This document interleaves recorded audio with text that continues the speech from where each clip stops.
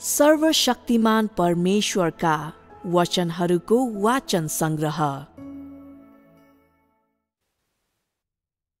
परमेश्वर स्वयं अद्वितीय 2। परमेश्वरको धर्मी स्वभाव।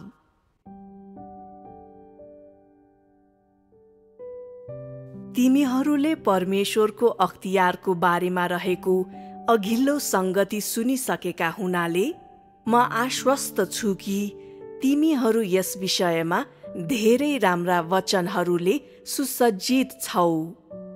तिमीहरूले कति स्वीकार गर्न, बोध गर्न र बुझ्न सक्छौ भन्ने कुरा सबै तिमीहरूले यसमा कति धेरै प्रयास गर्छौ भन्ने कुरामा निर्भर हुन्छ। तिमीहरू यस विषयमा गम्भीरता साथ संलग्न हुन सक्छौ भन्ने मेरो आशा छ। तिमीहरू यसमा कुनै पनि हालतमा आधा हृदयले संलग्न हुनु हुँदैन। अब के परमेश्वरको अख्तियारलाई जान्नु परमेश्वरको सम्पूर्णतालाई जान्नु सरह हो? के भन्न सकिन्छ भने परमेश्वरको अख्तियारलाई जान्नु भनेको परमेश्वर स्वयं अद्वितीयलाई चिन्ने कार्यको सुरुवात हो। र यो पनि भन्न सकिन्छ परमेश्वरको अख्तियारलाई जान्नु भनेको व्यक्ति पहिले नै परमेश्वर स्वयं अद्वितीयको सारलाई जान्ने ढोकाभित्र प्रवेश गरिसकेको छ। यो बुझाइ परमेश्वरलाई चिन्ने कार्यको एउटा भाग हो। त्यसो भए अर्को भाग के हो त? आज मैले संगति गर्न चाहेको विषय यही हो, परमेश्वरको धर्मी स्वभाव। आजको विषयको बारेमा संगति गर्नको लागि मैले बाइबलबाट 2 खण्डहरू छनौट गरेको छु। पहिलो, परमेश्वरले सदोमलाई नष्ट गर्नुभएको घटनासँग सम्बन्धित छ, जुन घटनाको विवरण उत्पत्ति 19 अध्यायको 1 पददेखि 11 पदसम्म र उत्पत्ति 19 अध्यायको 24 पददेखि 25 पदसम्ममा पाइन्छ। दोस्रो, परमेश्वरले निनवेलाई छुटकारा दिनुभएको घटनासँग सम्बन्धित छ, जुन घटनाको विवरण योना 1 अध्यायको 1 पददेखि 2 पदसम्ममा पाइन्छ। यसको साथै योनाको पुस्तकको 3रो र 4थो अध्यायमा पनि यसको बारेमा उल्लेख गरिएको छ। म अनुमान गर्छु कि यी 2 खण्डहरूका बारेमा मैले जे बताउनु छ त्यसलाई सुन्न तिमीहरू सबैले प्रतीक्षा गरिरहेका छौ। मैले जे भन्छु त्यो प्राकृतिक रूपमा नै परमेश्वर स्वयंलाई चिन्नु र उहाँको सारलाई चिन्नुको दायरा भन्दा बाहिर जान सक्दैन। तर आजको संगतिको मुख्य ध्यान केमा केन्द्रित हुनेछ त? के तिमीहरू मध्ये कसैलाई थाहा छ परमेश्वरको अख्तियार सम्बन्धी मेरो संगतिको कुन कुन भागहरूले तिमीहरूको ध्यान खिचे? त्यस्तो अख्तियार र शक्ति भएको एउटै उहाँ परमेश्वर स्वयं नै हुनुहुन्छ भनेर मैले किन भने? त्यसो भनेर मैले के कुरालाई स्पष्ट पार्न चाहे? यसबाट तिमीहरूले के सिकेको म चाहन्थे? के परमेश्वरको अख्तियार र शक्ति उहाँको सारलाई जसरी व्यक्त गरिन्छ त्यसको एउटा पक्ष हुन्? के ती उहाँको सारको भाग अर्थात् उहाँको पहिचान र हैसियतलाई प्रमाणित गर्ने भाग हुन्?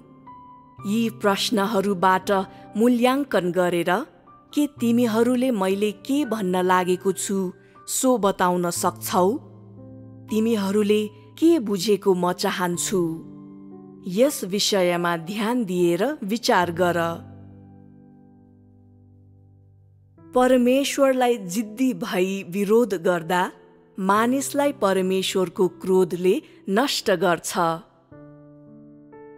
सर्वप्रथम हामी परमेश्वरले सदोमलाई नष्ट गर्नुभएको घटनाको बारेमा व्याख्या गर्ने धर्मशास्त्रका विभिन्न खण्डहरूलाई हेरौं। उत्पत्ति 19 अध्यायको 1 पददेखि 11 पदसम्म। अनि साँझमा 2 स्वर्गदूतहरू सदोममा आए र लोत सदोमको प्रवेशद्वारमा बसेका थिए। तिनीहरूलाई देखेर लोत तिनीहरूलाई भेट्न खडा भए। अनि तिनले निहुरेर दण्डवत गरे। अनि तिनले भने, हेर्नुहोस् मेरा मालिकहरू, म बिन्ती गर्छु, आफ्ना दासको घरमा आउनुहोस् र सारा रात बिताउनुहोस् र आफ्ना खुट्टाहरू धुनुहोस्, सबेरै उठ्नुहोस् र आफ्नो बाटो लाग्नुहोस्। तब तिनीहरूले भने, हुन्न, तर हामी सारा रात सडकमा गुजार्नेछौँ।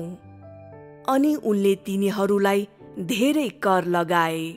अनि तिनीहरू तिनीमाथि जाइ लागे र उनको घरमा पसे र उनले तिनीहरूको निम्ति भोज तयार पारे। खमीर नहालेको रोटी बनाए र तिनीहरूले खाए। तर तिनीहरू सुत्नु अगाडि सहरका मानिसहरू, सदोमका वृद्ध र जवान, चारैतिरका सबै मानिसहरू समेतले वरिपरिबाट घरलाई घेरे। अनि तिनीहरूले लोतलाई बोलाएर तिनलाई भने, आज राति तिम्रोमा आएका मानिसहरू कता छन्? तिनीहरूलाई हामी कहाँ ल्याऊ, ताकि हामीले तिनीहरूलाई चिन्न सकौं। अनि लोत बाहिर ढोकामा तिनीहरू कहाँ गए र आफ्नो पछाडिको ढोका बन्द गरे र भने, दाजुभाइहरू, म तपाईहरूसँग बिन्ती गर्छु, यति धेरै दुष्ट नबन्नुहोस्। हेर्नुहोस्, अहिले मसँग 2 छोरीहरू छन् जसले कुनै पनि पुरुषलाई चिनेका छैनन्।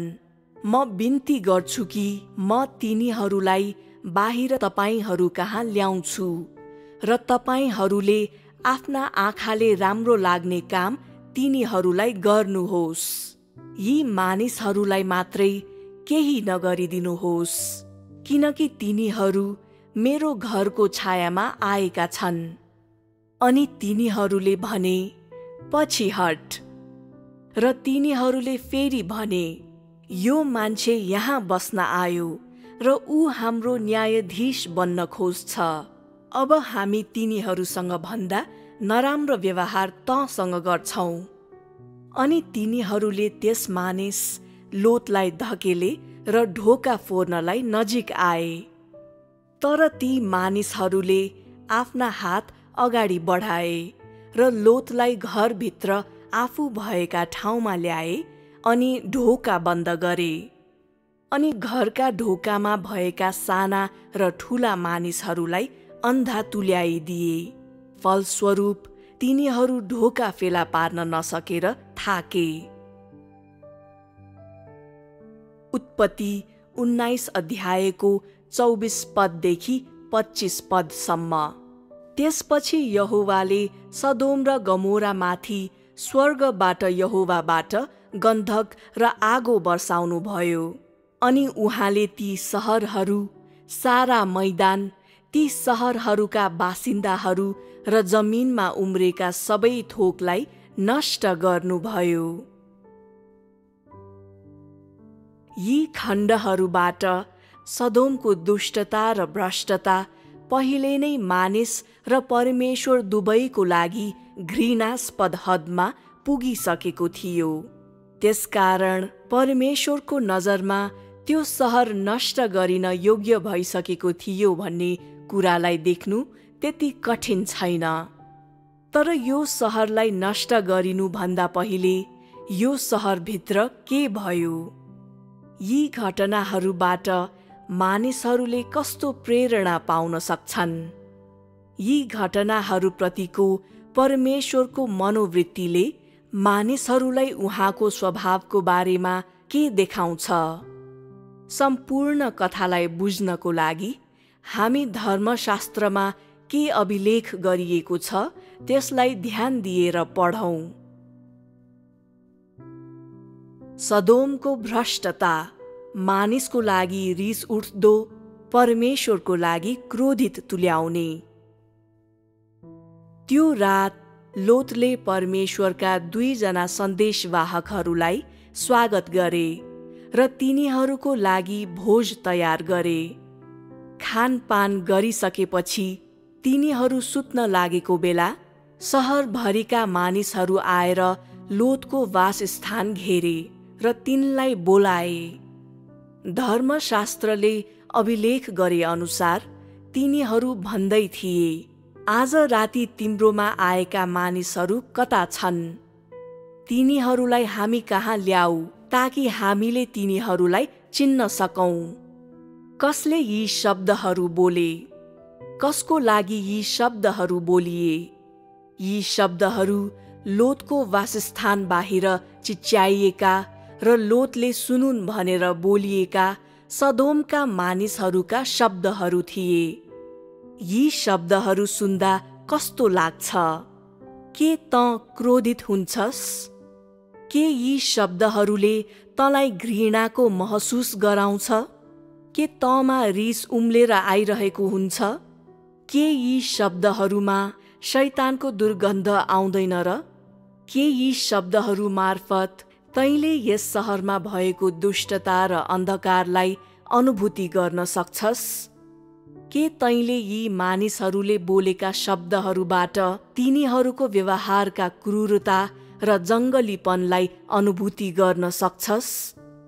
के तैँले तिनीहरूको बानी बेहोरा मार्फत तिनीहरूको भ्रष्टताको गहिराईलाई अनुभूति गर्न सक्छस्? के तिनीहरूको बोलाएको विषयवस्तु मार्फत तिनीहरूको दुष्ट प्रकृति र जङ्गली स्वभाव तिनीहरूको नियन्त्रणभन्दा बाहिर गइसकेको थियो भन्ने देख्नु कठिन छैन?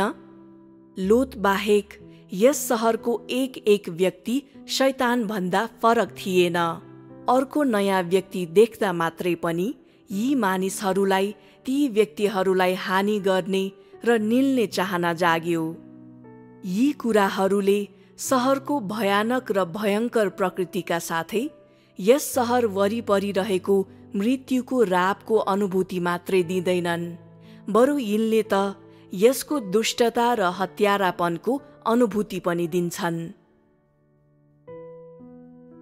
अमानवीय डाकुहरू, मानव प्राणलाई निल्ने उग्र इच्छाले भरिएका मानिसहरूको आमने सामने हुँदा लोतले कस्तो प्रतिक्रिया दिए?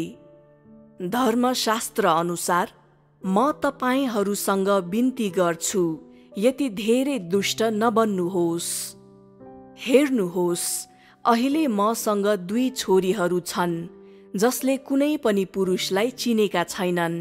म बिन्ती गर्छु कि म तिनीहरूलाई बाहिर तपाईहरू कहाँ ल्याउँछु र तपाईहरूले आफ्ना आँखाले राम्रो लाग्ने काम तिनीहरूलाई गर्नुहोस्।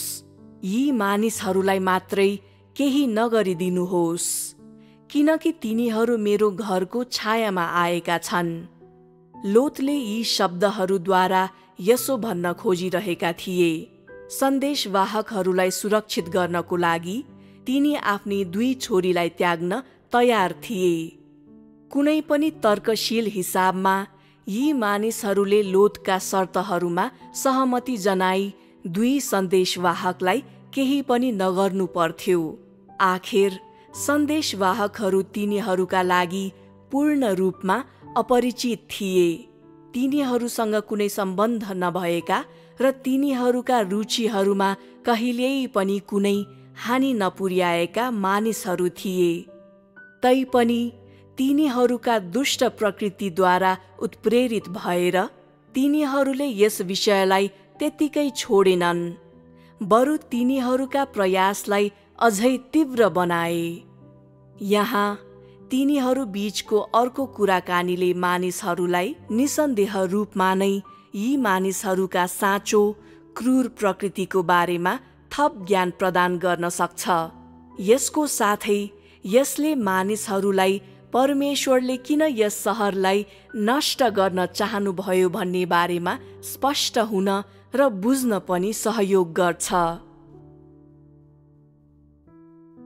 त्यसो भए तिनीहरूले यसपछि के भने त? बाइबलमा यस्तो लेखिएको छ, पछि हट र तिनीहरूले फेरि भने, यो मान्छे यहाँ बस्न आयो र ऊ हाम्रो न्यायाधीश बन्न खोज्छ। अब हामी तिनीहरूसँग भन्दा नराम्रो व्यवहार तँसँग गर्छौं। अनि तिनीहरूले त्यस मानिस लोतलाई धकेले र ढोका फोर्नलाई नजिक आए। तिनीहरूले किन लोतको ढोका फोर्न चाहन्थे? कारण के थियो भने तिनीहरू ती दुई सन्देशवाहकहरूलाई हानि गर्न अत्यन्तै आतुर थिए। यी सन्देशवाहकहरू किन सदोम आएका थिए त? तिनीहरू त्यहाँ आउनुको उद्देश्य लोत र तिनको परिवारलाई बचाउनु थियो। तर यो सहरका मानिसहरूले तिनीहरू आधिकारिक पद ग्रहण गर्न आएका हुन् भनेर गलत रूपमा सोचेका थिए। सन्देशवाहकहरूको उद्देश्यको बारेमा नसोधिकन यो सहरका मानिसहरूले पूर्ण अनुमानकै आधारमा मात्रै यी दुई सन्देशवाहकलाई जङ्गली तवरले हानि गर्ने इच्छा गरे। तिनीहरूले तिनीहरूसँग कुनै सम्बन्ध नै नभएका दुईजना मानिसहरूलाई हानि गर्न चाहे। यो सहरका मानिसहरूले तिनीहरूका मानवता र तर्कलाई पूर्ण रूपमा गुमाएका थिए भन्ने कुरा स्पष्टै छ। तिनीहरूको पागलपन र जङ्गलीपन पहिले नै मानिसहरूलाई हानि गर्ने र निल्ने शैतानको दुष्ट प्रकृति भन्दा फरक थिएन। यी मानिसहरूलाई हस्तान्तरण गर भनेर जब तिनीहरूले लोतलाई भने, तब लोतले के गरे त? पाठबाट हामीलाई थाहा हुन्छ कि लोतले तिनीहरूलाई हस्तान्तरण गरेनन्। के लोतले परमेश्वरका यी दुई सन्देशवाहकलाई चिनेका थिए? अवश्य थिएनन्। तैपनि किन तिनले यी दुई मानिसहरूलाई बचाउन सके? के तिनलाई तिनीहरू के गर्न आएका थिए भन्ने थाहा थियो? तिनीहरू आउनुको कारणबारे तिनी अनभिज्ञ रहेको भए पनि तिनलाई तिनीहरू परमेश्वरका सेवक हुन् भन्ने थाहा थियो। त्यसकारण तिनले तिनीहरूलाई आफ्नो घरमा लगे। परमेश्वरका यी सेवकहरूलाई तिनले प्रभु भन्ने पदवीले बोलाउन सके भन्ने कुराले लोत सदोमका अरू मानिसहरू जस्ता नभई परमेश्वरलाई निरन्तर पछ्याउने व्यक्ति थिए भन्ने देखाउँछ। त्यसकारण जब परमेश्वरका सन्देशवाहकहरू तिनी कहाँ आए, तिनले आफ्नै ज्यान जोखिममा पारी यी दुई सेवकलाई आफ्नो घरमा लगे। यस अलावा यी दुई सेवकलाई सुरक्षित राख्नको लागि उनले आफ्नी दुई छोरी दिने प्रस्ताव पनि गरे। यो लोतको धर्मी कार्य थियो। यो लोतको प्रकृति र सारको ठोस अभिव्यक्ति थियो र परमेश्वरले लोतलाई बचाउन आफ्ना सेवकहरू पठाउनुको कारण पनि यही थियो। खतराको सामना गर्दा लोतले अन्य केही कुराको परवाह नगरिकन यी दुई सेवकको सुरक्षा गरे। यी सेवकहरूको सुरक्षाको सट्टामा उनले आफ्ना दुई छोरी दिने प्रयास पनि गरे। लोत बाहेक के यो सहरमा यस्तै कार्य गर्ने अरू कुनै व्यक्ति थियो? तथ्यहरूले प्रमाणित गर्छ, त्यहाँ अरू कोही थिएन। त्यसकारण लोत बाहेक सदोम भित्रका हरेक व्यक्ति नै विनाशको निशाना थियो भन्नेमा कुनै दुविधा छैन र त्यो सही नै थियो। तिनीहरू त्यसैको योग्य थिए। परमेश्वरको क्रोध भड्काएकोले सदोम पूर्णतया भस्म हुन्छ। जब सदोमका मानिसहरूले यी दुई सेवकलाई देखे, तिनीहरूले तिनीहरू आउनुको कारण सोधेनन्, न त कसैले तिनीहरू परमेश्वरको इच्छाको बारेमा प्रचार गर्न आएका हुन् कि भनेर नै सोधे। यसको विपरीत तिनीहरूले भीड जम्मा गरे अनि स्पष्टीकरणको प्रतीक्षा नगरिकन यी दुई सेवकलाई पक्रन जङ्गली कुकुर वा घातक ब्वाँसाहरू जस्तो गरी आए। के यी घटनाहरू घट्दा परमेश्वरले हेर्नुभयो? यस प्रकारको मानव व्यवहार, यस प्रकारको घटनाप्रति परमेश्वरले आफ्नो हृदयमा के सोचिरहनु भएको थियो? परमेश्वरले यस सहरलाई नष्ट गर्ने निर्णय गर्नुभयो। उहाँ हिचकिचाउने वा प्रतीक्षा गर्नेवाला हुनुहुन्न थियो, न त उहाँ थप कुनै धैर्यता नै देखाउनेवाला हुनुहुन्थ्यो। उहाँको दिन आइसकेको थियो, त्यसकारण उहाँ आफूले गर्न चाहेको काम गर्न तयार हुनुभयो। तसर्थ उत्पत्ति 19 अध्यायको 24 पददेखि 25 पदसम्मले भन्छ, त्यसपछि यहोवाले सदोम र गमोरामाथि स्वर्गबाट यहोवाबाट गन्धक र आगो बर्साउनु भयो। अनि उहाँले ती सहरहरू, सारा मैदान, ती सहरहरूका बासिन्दाहरू र जमिनमा उम्रेका सबै थोकलाई नष्ट गर्नुभयो। यी दुई पदले यो सहरलाई परमेश्वरले के कसरी नष्ट गर्नुभयो, साथै परमेश्वरले के कस्ता कुराहरू नष्ट गर्नुभयो भन्ने बारेमा बताउँछन्।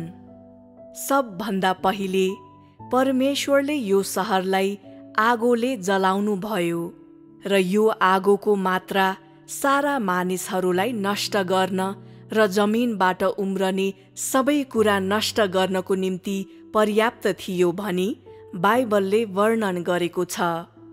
भन्नुको अर्थ स्वर्गबाट झरेको उक्त आगोले सहरलाई मात्र होइन, यसभित्र बसोबास गरिरहेका मानिसहरू र सबै जीवित प्राणीहरूलाई पनि कुनै नाम निशान नै नरहने गरी नष्ट गर्यो। यो सहर नष्ट गरिएपछि उक्त भूमि जीवित प्राणी रहित भयो। त्यहाँ कुनै जीवन बाँकी थिएन, न त जीवनको कुनै लक्षण नै बाँकी थियो। यो सहर एक उजाड स्थान, घातक मौनताले भरिएको एक रित्तो स्थान बनेको थियो। यस ठाउँमा अब उपरान्त परमेश्वरको विरुद्ध कुनै दुष्ट कार्यहरू हुनेवाला थिएनन्, कुनै हत्या वा रगत बगाउने कार्य हुनेवाला थिएनन्। परमेश्वरले किन यो सहरलाई यति सम्पूर्ण तवरले जलाउन चाहनुभयो त? तिमीहरू यहाँ के देख्न सक्छौ? के परमेश्वरले मानव जाति र प्रकृति अर्थात् उहाँको आफ्नै सृष्टि यसरी नष्ट भएको हेर्न सक्नुभयो त? स्वर्गबाट झारिएको आगोबाट तैँले यहोवा परमेश्वरको रिस पत्ता लगाउन सक्छस् भने उहाँले गर्नुभएको विनाशका निशानाहरू र सहरलाई जुन हदसम्म नष्ट गरिएको थियो त्यस हदको आधारमा मूल्याङ्कन गर्दा उहाँको क्रोध कति ठूलो थियो भनी देख्नु त्यति कठिन हुँदैन। जब परमेश्वरले कुनै सहरलाई घृणा गर्नुहुन्छ, उहाँले यसमाथि आफ्नो दण्डको वर्षा गराउनुहुन्छ। जब परमेश्वरलाई कुनै सहरदेखि घिन लागेर आउँछ, उहाँले मानिसहरूलाई उहाँको रिसको बारेमा जानकारी दिन बारम्बार चेतावनी दिनुहुन्छ। तैपनि जब परमेश्वरले कुनै सहरलाई समाप्त गर्ने र नष्ट गर्ने निर्णय गर्नुहुन्छ, अर्थात् जब उहाँको क्रोध र प्रतापलाई क्रुद्ध पारिएको हुन्छ, उहाँले थप कुनै दण्ड वा चेतावनी दिनुहुन्न, बरु उहाँले यसलाई सिधै नष्ट गर्नुहुनेछ। उहाँले यसलाई पूर्ण रूपमा मेटाउनुहुनेछ। यो परमेश्वरको धर्मी स्वभाव हो। परमेश्वरप्रति सदोमको निरन्तर शत्रुता र विरोधपछि उहाँले यसलाई पूर्ण रूपमा मेटाउनुहुन्छ।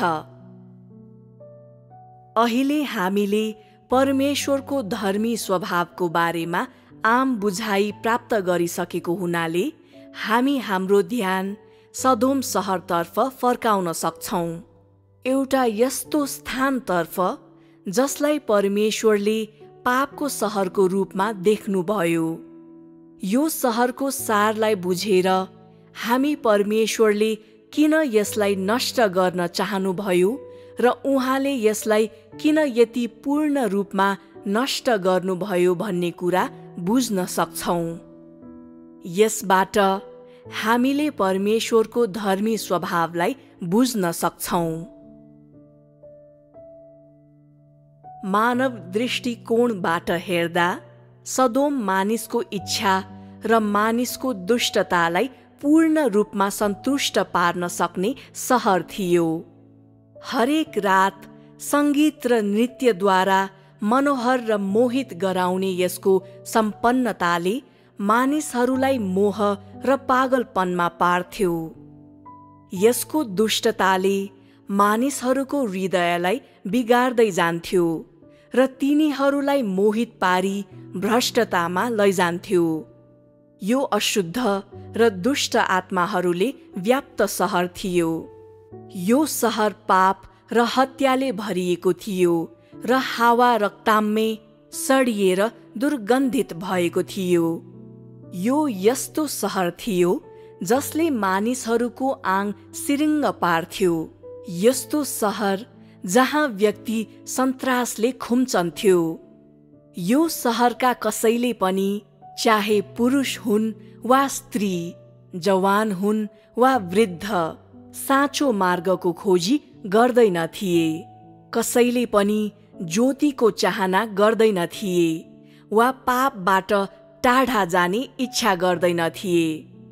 तिनीहरू शैतानको नियन्त्रण, शैतानको भ्रष्टता र छलको दबावमा जिउँथे। तिनीहरूले आफ्नो मानवता गुमाएका थिए। तिनीहरूले आफ्नो समझ गुमाएका थिए र तिनीहरूले मानिसको अस्तित्वको मूल लक्ष्यलाई गुमाएका थिए। तिनीहरूले परमेश्वरको विरोध गर्दै अनगिन्ती दुष्कर्महरू गरेका थिए। तिनीहरूले उहाँको अगुवाईलाई इन्कार गर्थे र उहाँको इच्छाको विरोध गर्थे।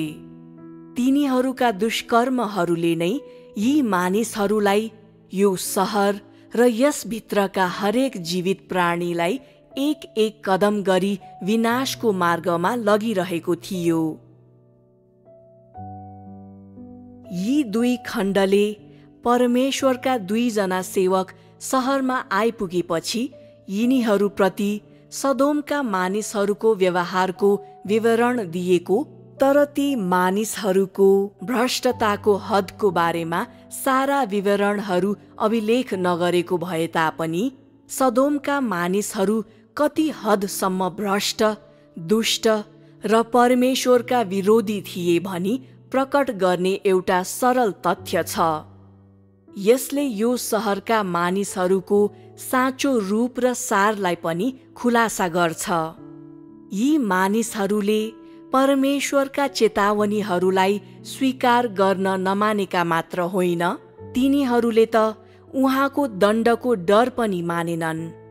यसको विपरीत तिनीहरूले परमेश्वरको रिसको गिल्ला गरे। तिनीहरूले अन्धाधुन्ध परमेश्वरको विरोध गरे। उहाँले जे गर्नु भए पनि वा जसरी गर्नु भए पनि तिनीहरूको भ्रष्ट प्रकृति झन झन तीव्र मात्रै हुँदै गयो र तिनीहरूले बारम्बार परमेश्वरको विरोध गरे।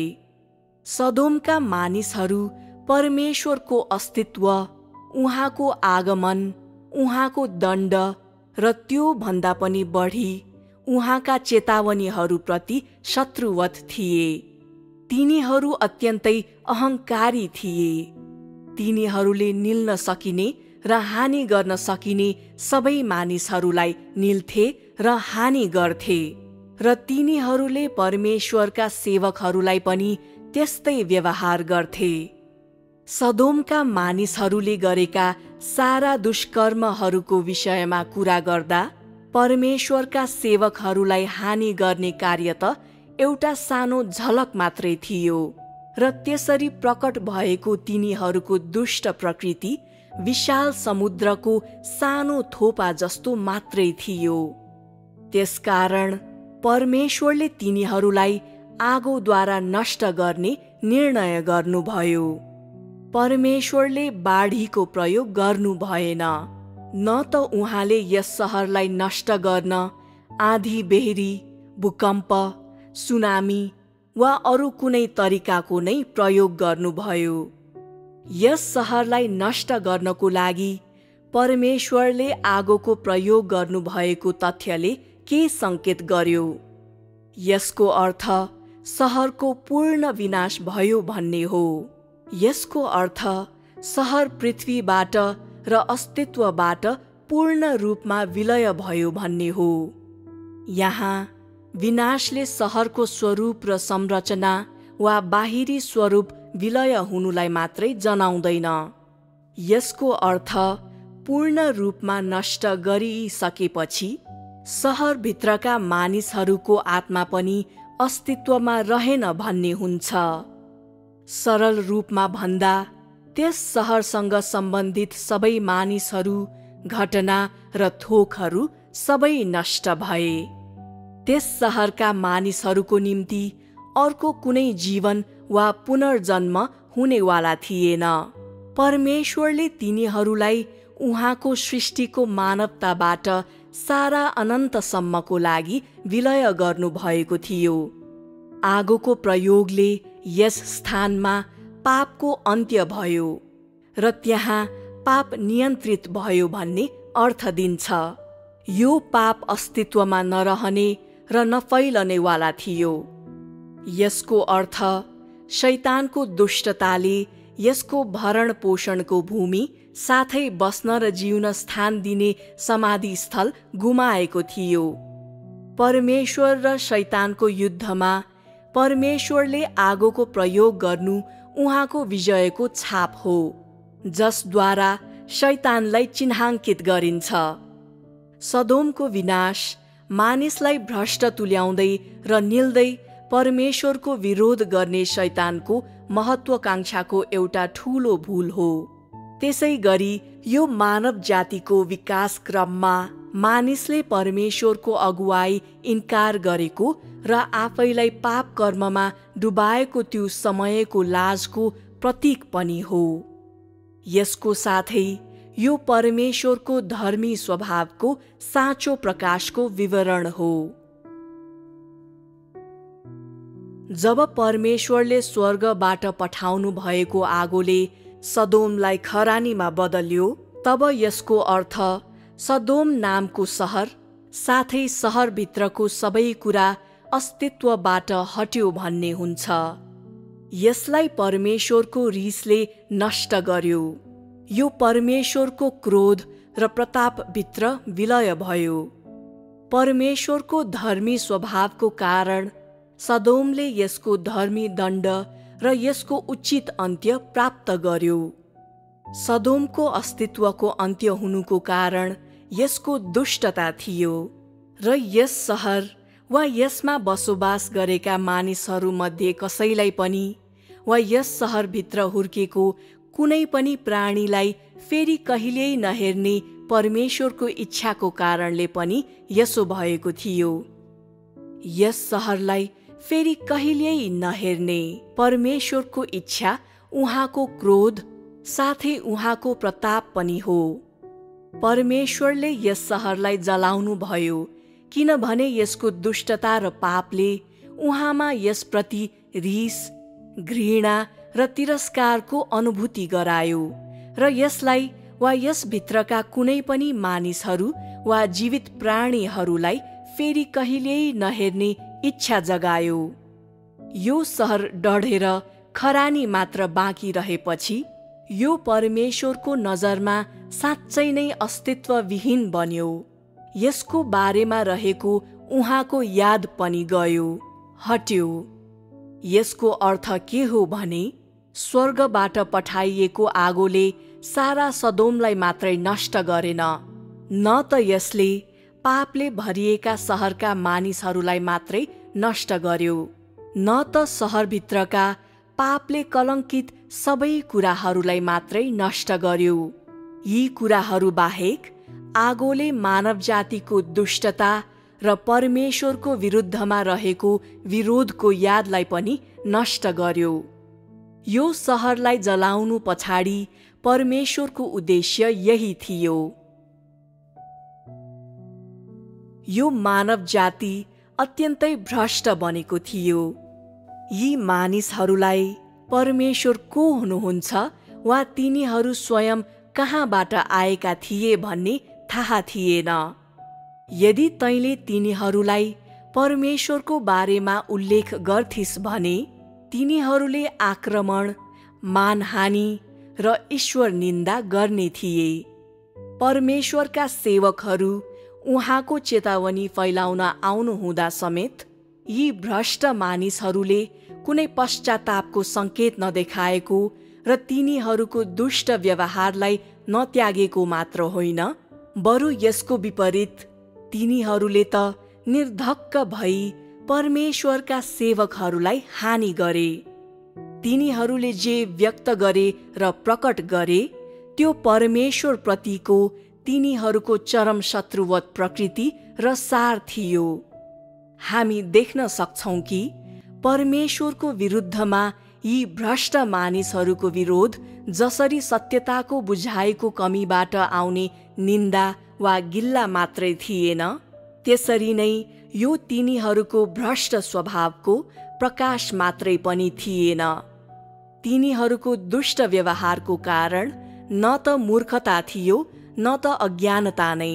तिनीहरू धोकामा परेकाले तिनीहरूले यस्तो कार्य गरेका थिएनन् र अवश्य पनि तिनीहरूलाई बहकाइएकाले तिनीहरूले यसो गरेका थिएनन्। तिनीहरूको व्यवहार कुख्यात रूपमा परमेश्वरको विरुद्धमा गरिने निडर शत्रुताको कार्य, विरोध र झगडाको स्तरमा पुगेको थियो। यसमा कुनै शङ्का छैन। यस प्रकारको मानव आचरणले परमेश्वरलाई क्रोधित तुल्याउनेवाला नै थियो र यसले उहाँको स्वभावलाई क्रोधित तुल्याउनेछ, क्रोधित तुल्याउनै नहुने स्वभावलाई। त्यसकारण परमेश्वरले प्रत्यक्ष र खुलेआम रूपमा उहाँको क्रोध र उहाँको प्रताप व्यक्त गर्नुभयो। यो उहाँको धर्मी स्वभावको साँचो प्रकाश थियो। पापले भरिपूर्ण यस्तो सहरको सामना गर्दा परमेश्वरले यसलाई जतिसक्दो चाँडो नष्ट गर्ने, यसभित्रका मानिसहरू र तिनीहरूको सम्पूर्ण पापलाई सबैभन्दा पूर्ण तवरले नष्ट गर्ने, यस सहरका मानिसहरूलाई अस्तित्वविहीन तुल्याउने र यस ठाउँको पापलाई वृद्धि हुनबाट रोक्ने इच्छा गर्नुभयो। यस कार्यलाई सबैभन्दा छिटो र सबैभन्दा पूर्ण तवरले गर्ने तरिका भनेको यसलाई आगोले जलाउनु थियो। सदोमका मानिसहरूप्रतिको परमेश्वरको मनोवृत्ति परित्याग वा अवहेलना थिएन, बरु उहाँले त यी मानिसहरूलाई दण्ड दिन, प्रहार गर्न र पूर्ण रूपमा नष्ट गर्न आफ्नो क्रोध, प्रताप र अख्तियारको प्रयोग गर्नुभयो। तिनीहरूप्रतिको उहाँको मनोवृत्ति भौतिक विनाश गर्नु मात्रै थिएन, बरु आत्माको विनाश, अनन्त विनाश गर्नु पनि थियो। परमेश्वरले अस्तित्वबाट मेटिनु भन्ने शब्दहरूद्वारा जे भन्न चाहनुहुन्छ त्यसको साँचो अर्थ यही हो। परमेश्वरको क्रोध लुकेको अनि मानिसको लागि अज्ञात भए पनि यसले कुनै उल्लङ्घन सहँदैन। मानव जाति जति नै मूर्ख र अज्ञानी भए पनि परमेश्वरले सम्पूर्ण मानव जातिलाई गर्नुहुने व्यवहार मुख्यतया कृपा र सहनशीलतामा आधारित छ। अर्कोतर्फ धेरै जसो समय र धेरै जसो घटनाहरूमा उहाँको क्रोध लुकाइएको हुन्छ। यो मानिसको लागि अज्ञात हुन्छ। परिणाम स्वरूप परमेश्वरले उहाँको क्रोध प्रकट गर्नुभएको मानिसले देख्न कठिन हुन्छ र उहाँको क्रोधलाई बुझ्न पनि कठिन नै हुन्छ। त्यसो भएको हुँदा मानिसले परमेश्वरको क्रोधलाई हल्कासित लिन्छ। जब मानिसले परमेश्वरको अन्तिम कार्य र मानिसको लागि उहाँको सहनशीलता र पाप क्षमाको सामना गर्छ, अर्थात् जब परमेश्वरको अन्तिम पटकको कृपा र उहाँको अन्तिम चेतावनी मानव जातिमा आइपर्छ, यदि मानिसहरूले अझै पनि परमेश्वरको विरोध गर्नको लागि उही विधिहरूको प्रयोग गर्छन् भने र पश्चाताप गर्न, तिनीहरूका मार्गहरूलाई सुधार्न र उहाँको कृपालाई स्वीकार गर्न कुनै पनि प्रयास गर्दैनन् भने परमेश्वरले तिनीहरूलाई अब उपरान्त उहाँको सहनशीलता र धैर्यता प्रदान गर्नुहुने छैन। यसको विपरीत यस पटक परमेश्वरले आफ्नो कृपा फिर्ता लिनुहुनेछ। यसपछि उहाँले आफ्नो क्रोध मात्रै बर्साउनुहुनेछ।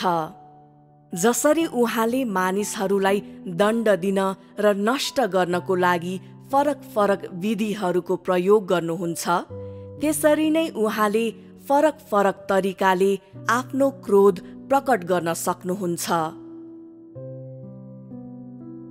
सदोम सहरलाई नष्ट गर्नको लागि परमेश्वरले गर्नुभएको आगोको प्रयोग मानव जाति वा अरू कुनै पनि कुरालाई पूर्ण रूपमा नष्ट गर्ने उहाँको सबैभन्दा शीघ्र तरिका हो। सदोमका मानिसहरूलाई जलाउँदा यसले तिनीहरूका भौतिक शरीरलाई मात्र नष्ट गरेन, यसले तिनीहरूका आत्मा, तिनीहरूका प्राण र तिनीहरूका शरीरको सम्पूर्णता नष्ट गर्यो र त्यस सहरका मानिसहरूलाई भौतिक संसार र मानिसको निम्ति अदृश्य रहेको संसार दुवैमा अस्तित्वविहीन हुने कुरा सुनिश्चित गर्यो। परमेश्वरले आफ्नो क्रोधलाई प्रकाश पार्ने र व्यक्त गर्ने एउटा तरिका यही हो। जसरी यो प्राकृतिक रूपमा परमेश्वरको धर्मी स्वभावको सारको प्रकाश हो, त्यसरी नै प्रकाश र अभिव्यक्तिको यो शैली परमेश्वरको क्रोधको सारको एउटा पक्ष हो। जब परमेश्वरले आफ्नो क्रोध बर्साउनुहुन्छ, उहाँले न त कुनै कृपा वा प्रेमिलो दयालुपन नै प्रकट गर्नुहुन्छ, न त त्यसपछि उहाँले उहाँको सहनशीलता वा धैर्यतालाई नै देखाउनुहुन्छ। उहाँलाई निरन्तर धैर्य रहिरहन, फेरि उहाँको कृपा प्रदान गर्न, फेरि एकपटक उहाँको सहनशीलता प्रदान गर्नको लागि उहाँलाई मनाउन सक्ने कुनै व्यक्ति, वस्तु वा कारण नै छैन। यी कुराहरूको स्थानमा क्षणिक हिचकिचाहट बिना नै परमेश्वरले आफ्नो इच्छा अनुसार आफ्नो क्रोध र प्रताप प्रकट गर्नुहुन्छ।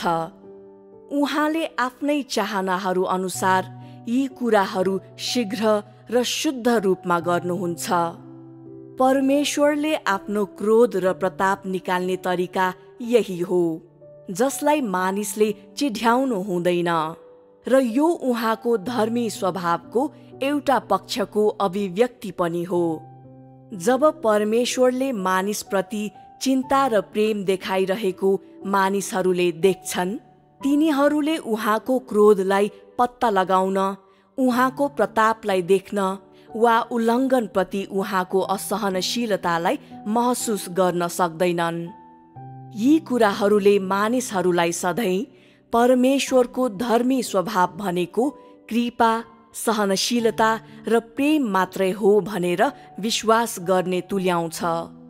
तैपनि जब कसैले परमेश्वरले कुनै सहरलाई नष्ट गर्नुभएको वा मानव जातिलाई तिरस्कार गर्नुभएको देख्छ, तब मानिसको विनाशमा उहाँको प्रचुर रिस अनि उहाँको प्रतापले मानिसहरूलाई उहाँको धर्मी स्वभावको अर्को पक्षको झलक देखाउँछ।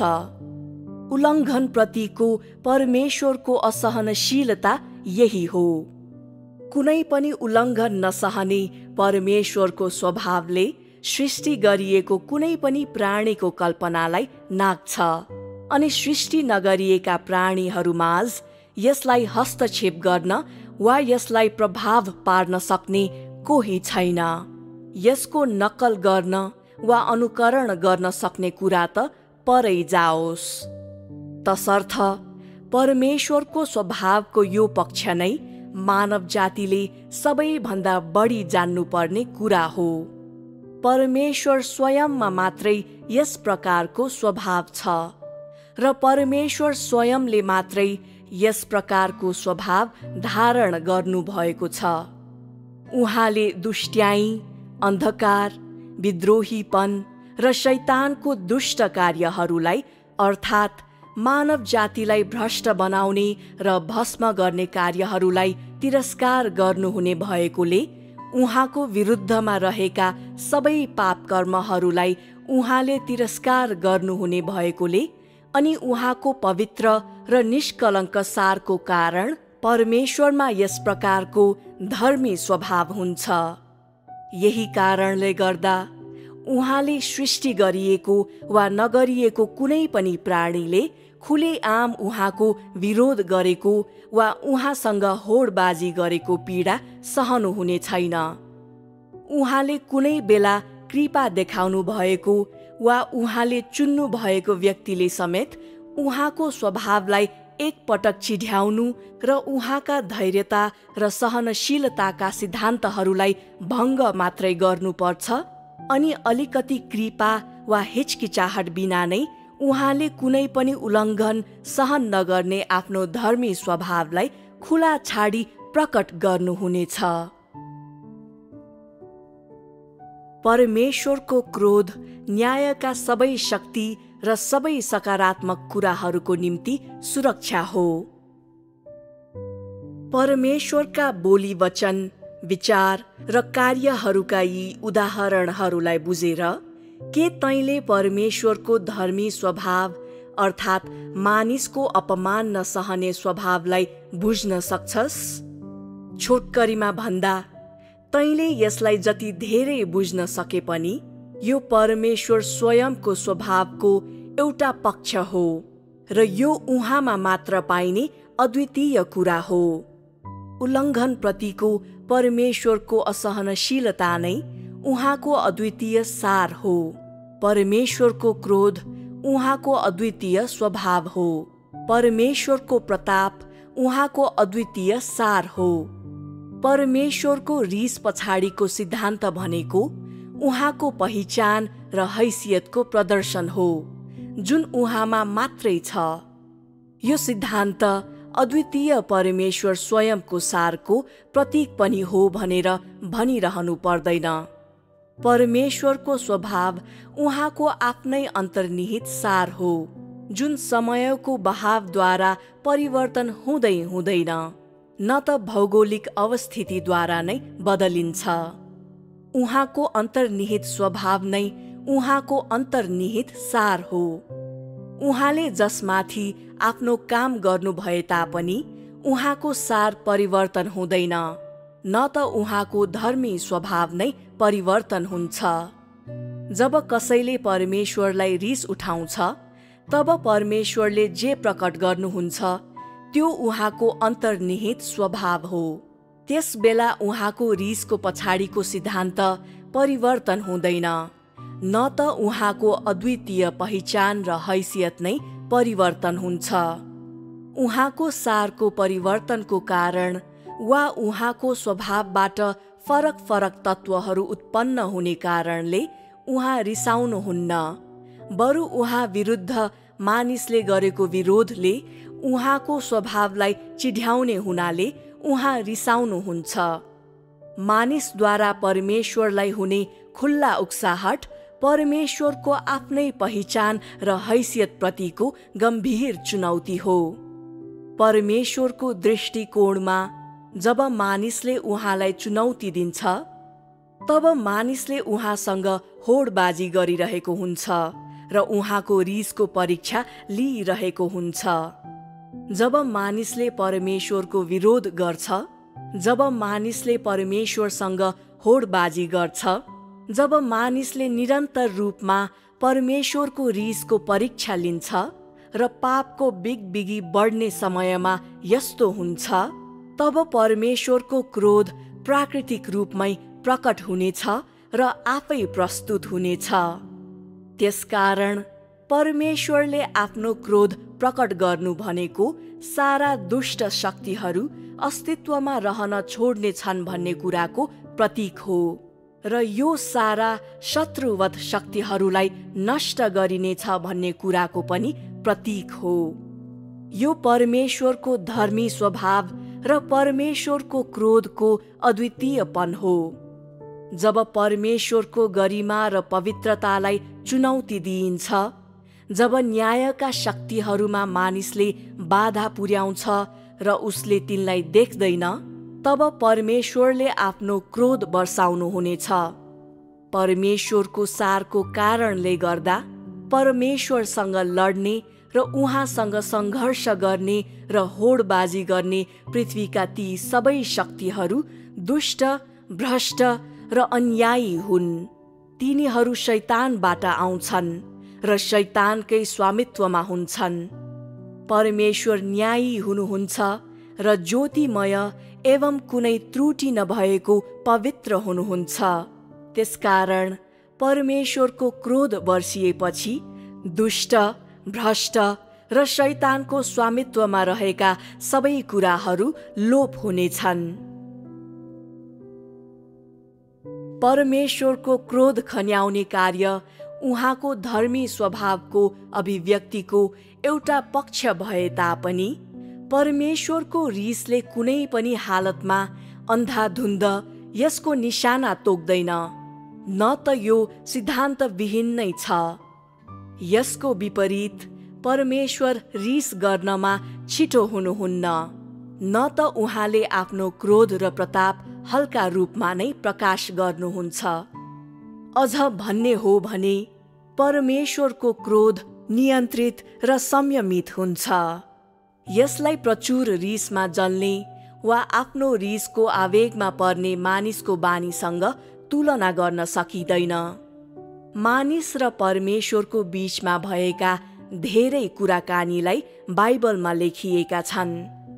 कुराकानीहरूमा संलग्न कतिपय व्यक्तिगत मानिसहरूका शब्दहरू सतही, अज्ञानी र अपरिपक्व थिए, तर परमेश्वरले तिनीहरूलाई प्रहार गरेर लडाउनु भएन, न त उहाँले तिनीहरूलाई दोषी नै ठहराउनु भयो।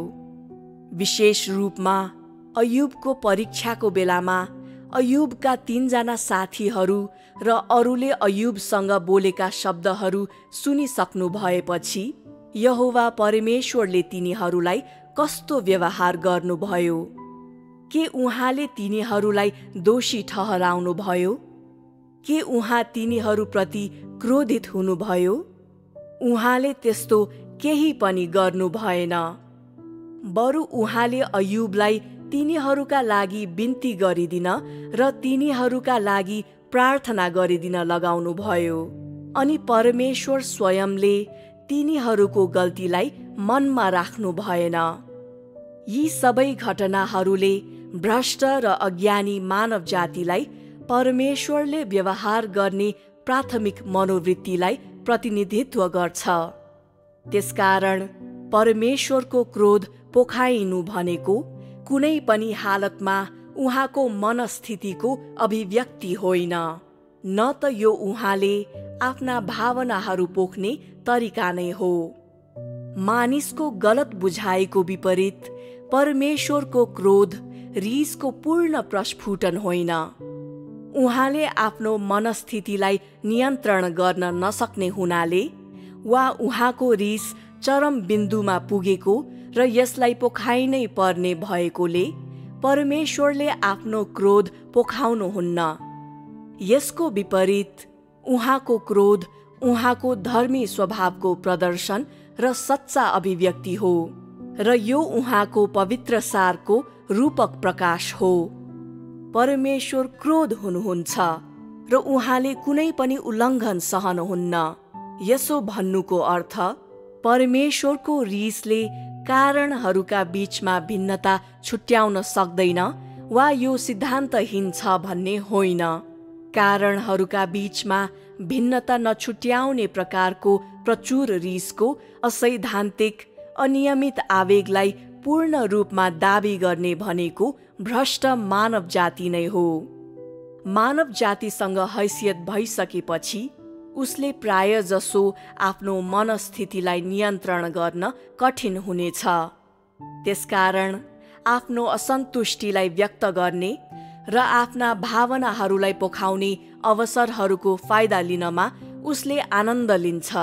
आफ्नो क्षमतालाई प्रकट गर्न र उसको हैसियत र पहिचान सर्वसाधारण मानिसहरूको भन्दा फरक छ भनी अरूलाई देखाउन उसले कुनै पनि स्पष्ट कारण बिना नै प्राय जसो प्रचुर रिस पोखाउनेछ। अवश्य नै कुनै पनि हैसियत नभएका भ्रष्ट मानिसहरूले पनि प्राय जसो नियन्त्रण गुमाउँछन्। तिनीहरूको निजी चासोहरूमा पर्ने क्षतिद्वारा नै प्राय जसो तिनीहरूको रिस पैदा भएको हुन्छ। तिनीहरूको आफ्नै हैसियत र गरिमालाई सुरक्षित गर्नको लागि तिनीहरूले प्राय जसो आफ्ना भावनाहरू पोखाउँछन् र आफ्नो अहङ्कारी स्वभावलाई प्रकट गर्छन्। पापको अस्तित्वको प्रतिरक्षा गर्न र त्यसलाई सदर गर्नको लागि मानिस रिसको आवेगमा आउनेछ र आफ्ना भावनाहरू पोखाउनेछ र यी कार्यहरू मानिसले आफ्नो असन्तुष्टि व्यक्त गर्ने तरिकाहरू हुन्। तिनीहरू अशुद्धताहरू, युक्ति र षड्यन्त्रहरू र मानिसको भ्रष्टता र दुष्टताले भरिएका हुन्छन्। अनि सबै कुरा भन्दा बढी तिनीहरू मानिसका उग्र महत्वाकांक्षा र इच्छाहरूले भरिएका हुन्छन्।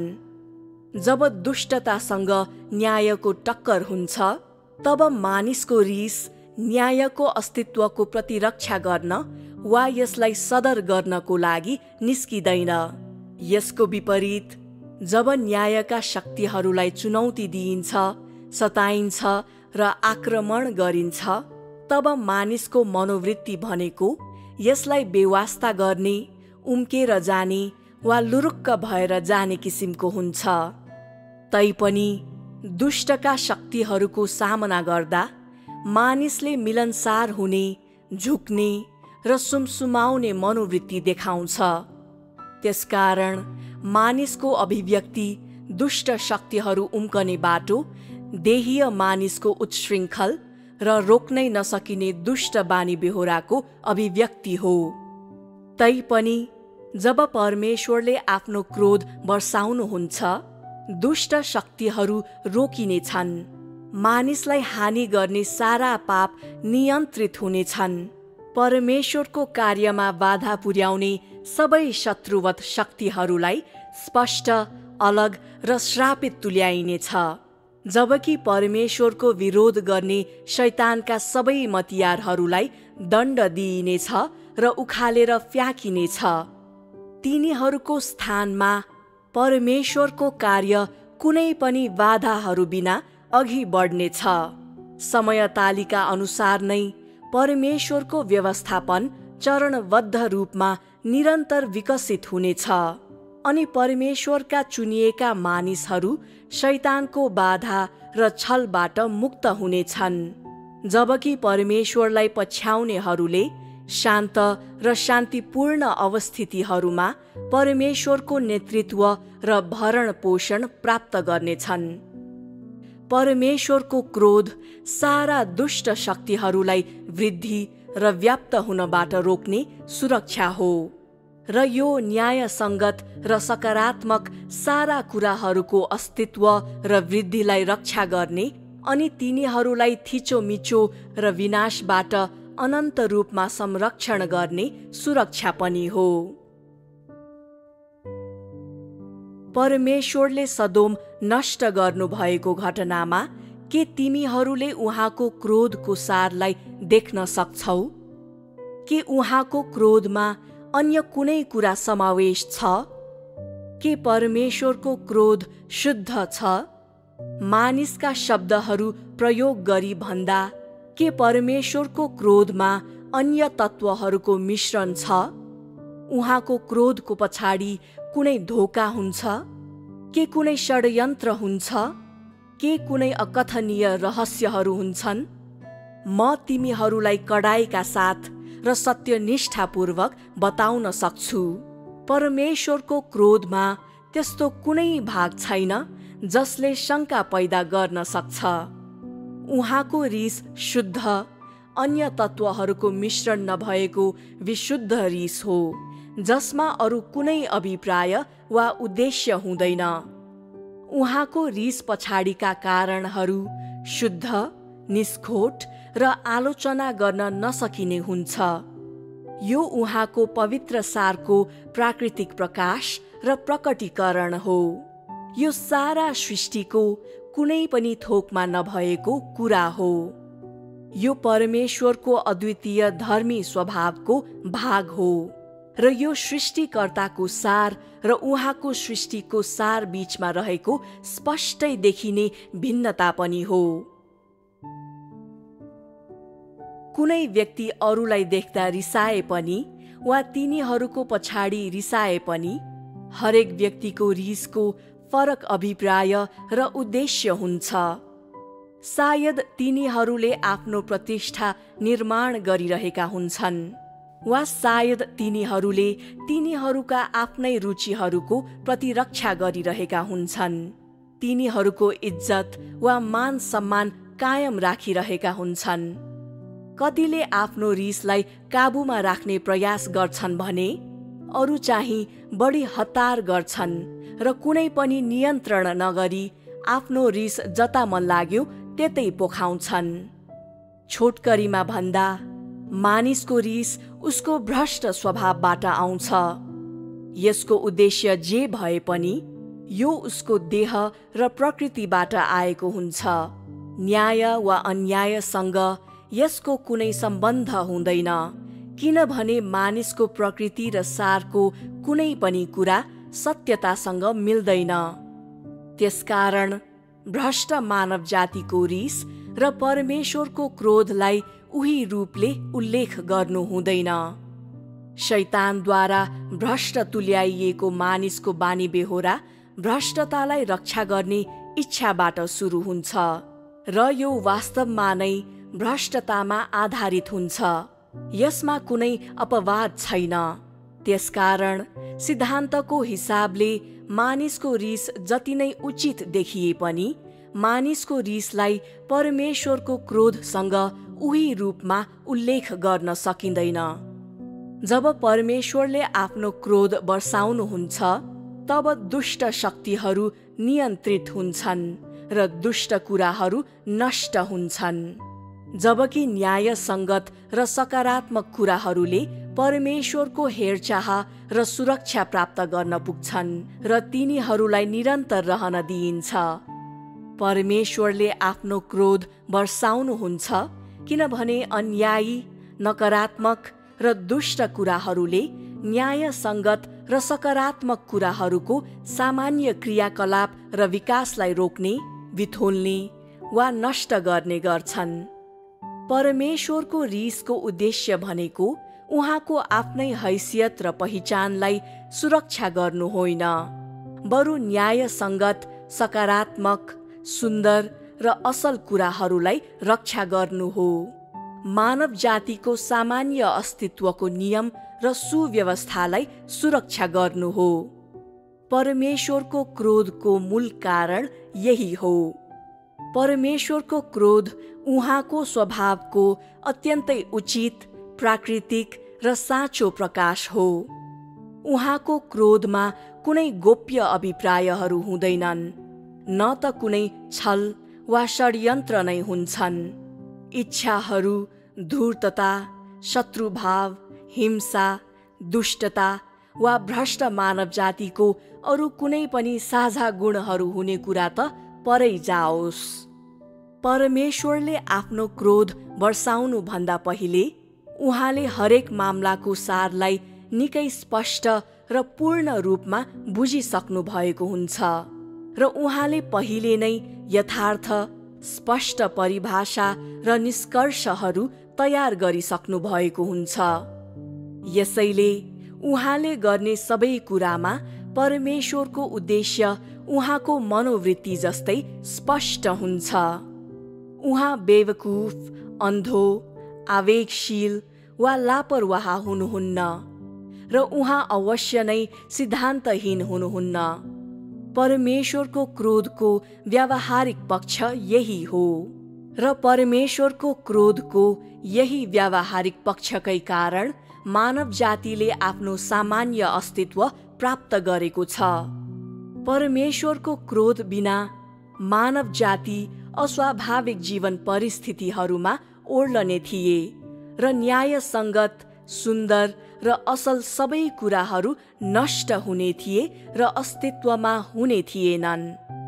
परमेश्वरको क्रोध बिना सृष्टि गरिएका प्राणीहरूका कानुनहरू र नियमहरू तोडिने थिए वा पूर्ण रूपमा उल्ट्याइने थिए।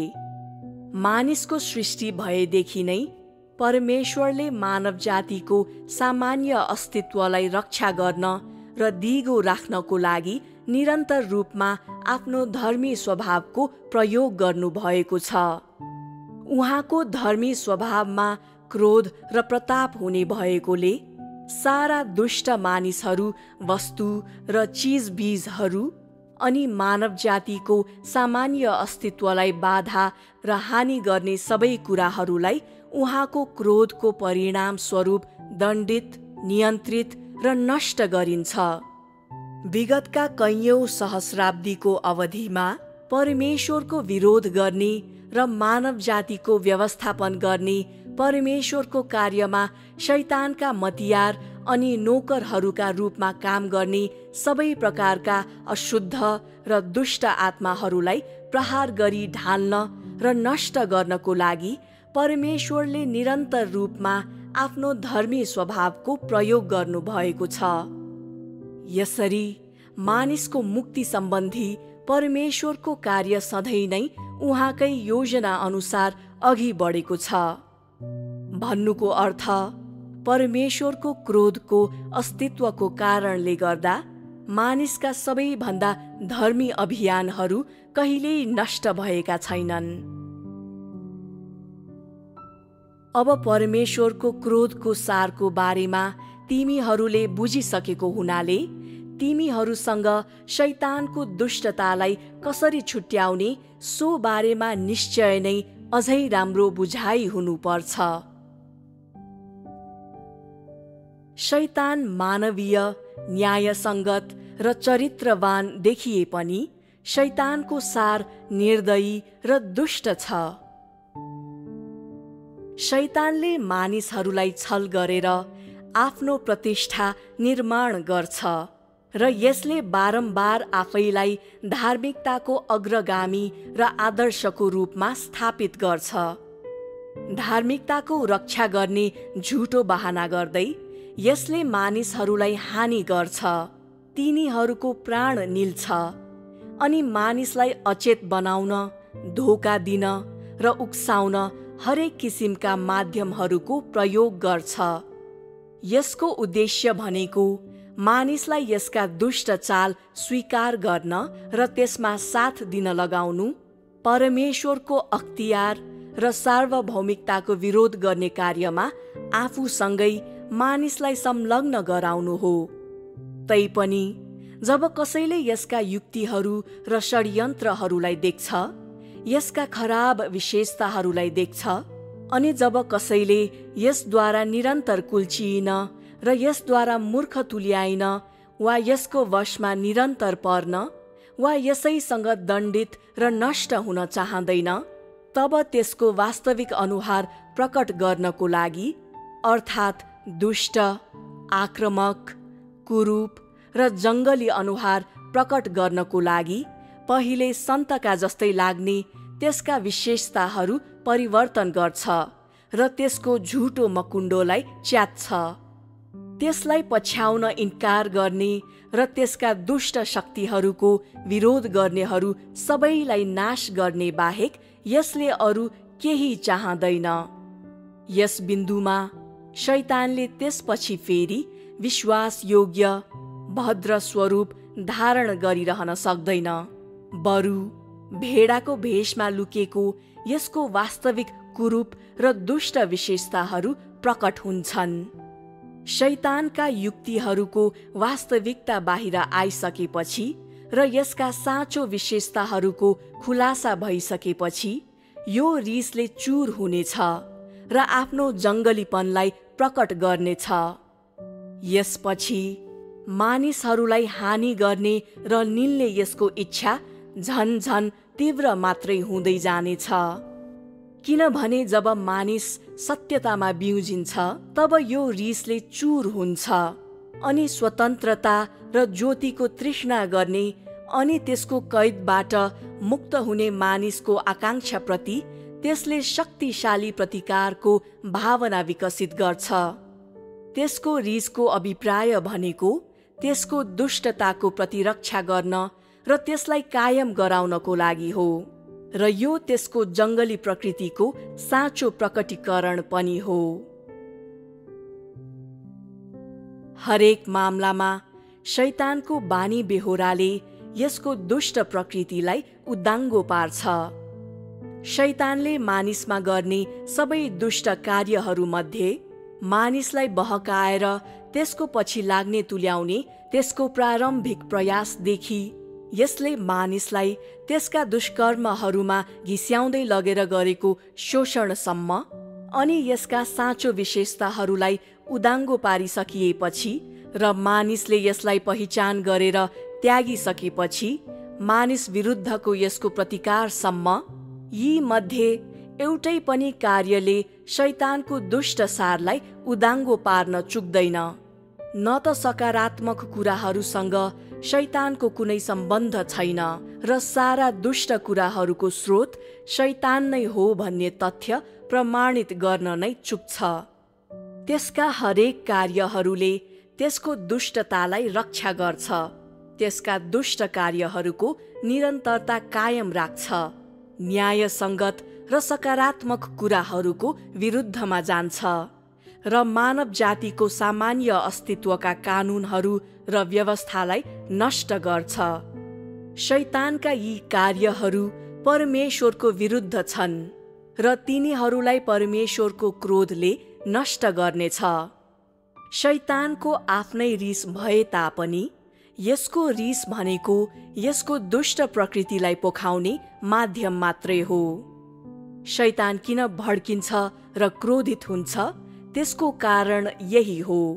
त्यसका अकथनीय युक्तिहरूलाई खुलासा गरिएको छ, त्यसका षड्यन्त्रहरूलाई सहजै जान दिइएको छैन। परमेश्वरको प्रतिस्थापन गर्ने र परमेश्वरको रूपमा काम गर्ने यसको उग्र महत्वाकांक्षा र इच्छालाई प्रहार र अवरुद्ध गरिएको छ अनि सारा मानव जातिलाई नियन्त्रण गर्ने यसको लक्ष्य अहिले व्यर्थ र कहिल्यै हासिल गर्न नसकिने भएको छ। शैतानका षड्यन्त्रहरूलाई पूरा हुन नदिने र शैतानको दुष्टताको फैलावट र उच्छृङ्खलतालाई विफल तुल्याउने भनेको परमेश्वरले समय समयमा धेरै पटक आह्वान गर्नुभएको उहाँको क्रोध नै हो। यही कारणले गर्दा शैतानलाई परमेश्वरको क्रोधप्रति घृणा र डर दुवै छ।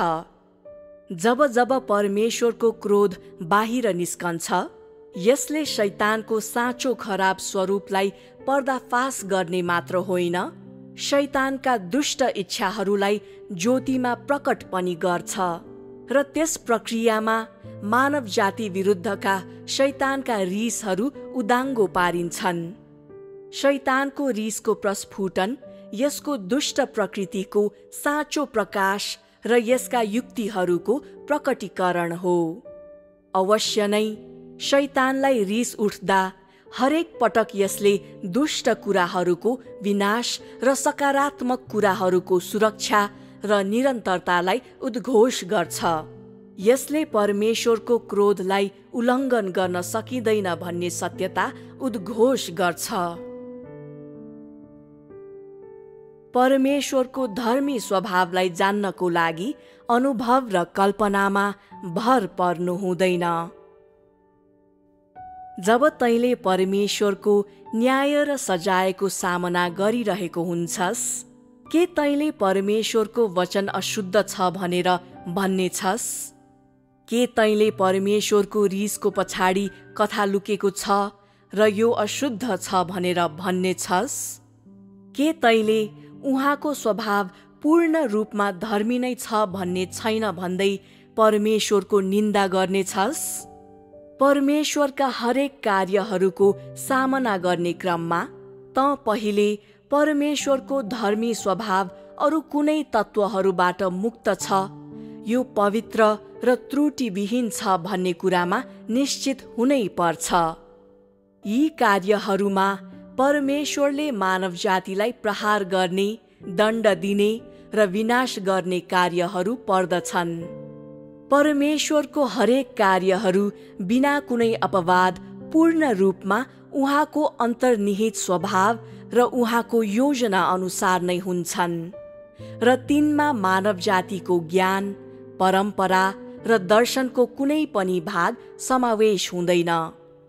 परमेश्वरको हरेक कार्य उहाँको स्वभाव र सारको अभिव्यक्ति हो, जुन भ्रष्ट मानव जातिको स्वामित्वमा रहेको कुनै पनि कुरासँग सम्बन्धित हुँदैन।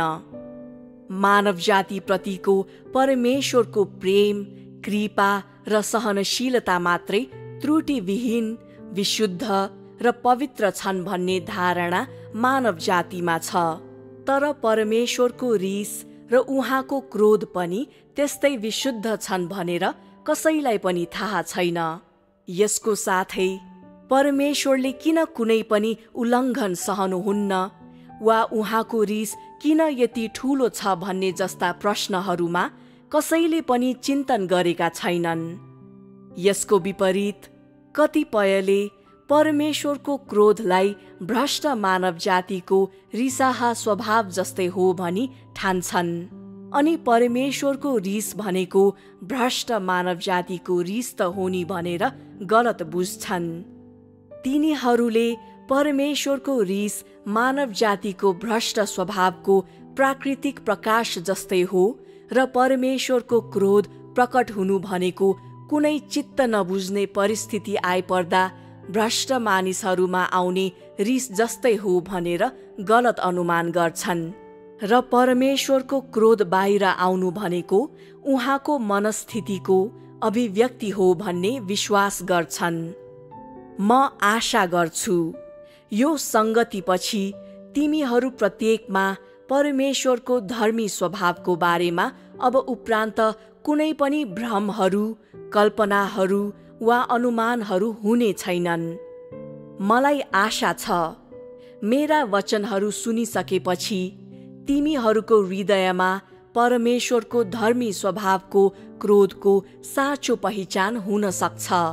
परमेश्वरको क्रोध सम्बन्धी पहिलेका कुनै पनि गलत बुझाइहरूलाई तिमीहरूले पन्छाउन सक्छौ, अनि तिमीहरूले परमेश्वरको क्रोधको सार सम्बन्धी तिमीहरूका आफ्ना गलत विश्वासहरू र दृष्टिकोणहरू परिवर्तन गर्न सक्छौ।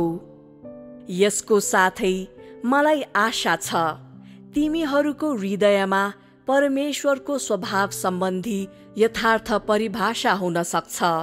परमेश्वरको धर्मी स्वभावको बारेमा तिमीहरूसँग अब उपरान्त कुनै शङ्का हुने छैन र परमेश्वरको साँचो स्वभावमा तिमीहरूले कुनै पनि मानवीय तर्क वा कल्पनाहरूलाई लाद्ने छैनौ।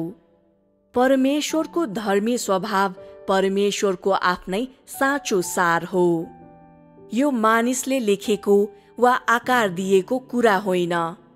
उहाँको धर्मी स्वभाव भनेको उहाँको धर्मी स्वभाव नै हो र सृष्टिको कुनै पनि कुरासँग यसको सम्बन्ध वा सरोकार छैन। परमेश्वर स्वयं भनेको परमेश्वर स्वयं नै हुनुहुन्छ। उहाँ कहिल्यै पनि सृष्टिको हिस्सा बन्नुहुने छैन र उहाँ सृष्टि गरिएको प्राणीको सदस्य बन्नुभयो भने पनि उहाँको अन्तर्निहित स्वभाव र सार परिवर्तन हुने छैन। त्यसकारण परमेश्वरलाई चिन्नु भनेको कुनै वस्तुलाई चिन्नु जस्तो होइन। परमेश्वरलाई चिन्नु भनेको कुनै पनि कुरालाई चिरफार गर्नु होइन, न त यो व्यक्तिलाई बुझ्नु जस्तो नै हो। यदि मानिसले परमेश्वरलाई चिन्नको लागि वस्तुलाई चिन्ने वा व्यक्तिलाई बुझ्ने आफ्नो अवधारणा वा विधिको प्रयोग गर्छ भने तैँले कहिल्यै पनि परमेश्वर सम्बन्धी ज्ञान हासिल गर्न सक्ने छैनस्। परमेश्वरलाई चिन्ने कार्य अनुभव वा कल्पनामा निर्भर हुँदैन। त्यसकारण तैँले परमेश्वरमा कहिल्यै पनि आफ्नो अनुभव वा कल्पना लाद्नु हुँदैन। तेरो अनुभव र कल्पना जति नै अमूल्य भए तापनि ती अझै पनि सीमित नै हुन्छन्। यति मात्र कहाँ हो र तेरो कल्पना तथ्यहरूसँग मेल खाँदैन।